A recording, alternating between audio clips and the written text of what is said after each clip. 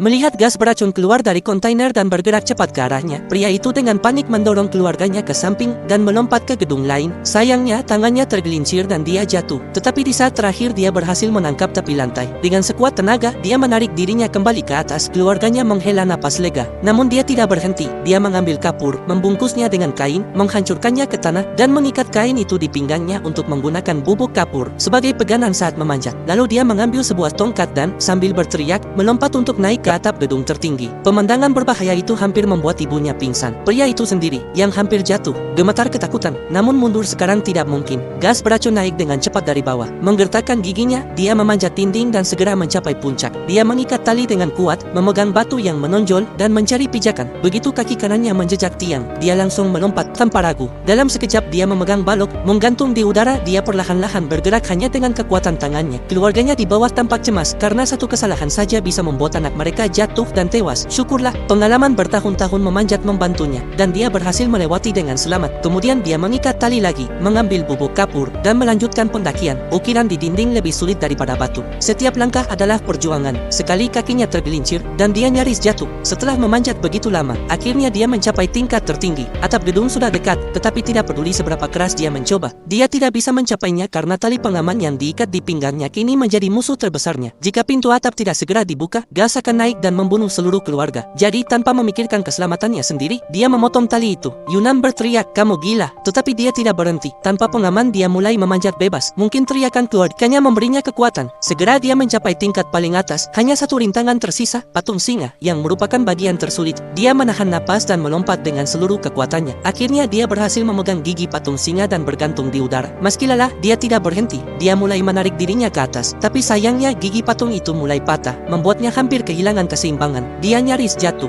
Dia memegang hidung singa. Hidungnya cukup kuat, tetapi sulit untuk dijadikan pegangan. Dia berhenti sebentar, lalu menekuk kakinya untuk melompat ke atas seperti katak. Setelah memanjat sejauh itu, dia kehabisan napas. Tetapi menyelamatkan keluarganya jauh lebih penting. Dia berlari dan membuka pintu atap yang terkunci, memungkinkan semua orang naik. Yunan, yang memiliki banyak pengetahuan tentang survival di alam bebas, menyuruh semua orang mengeluarkan ponsel dan mengirim sinyal SOS. Tak lama kemudian, perhatian helikopter penyelamat tertuju pada mereka. Sebuah kandang besi diturunkan, dan keluarga itu bergegas masuk. Namun saat giliran dia dan Yunan, diberitahukan bahwa kandang sudah kelebihan muatan, dan tidak bisa menampung siapapun lagi. Pria itu memohon agar istrinya, Yun, diambil terlebih dahulu, tetapi itu tidak mungkin.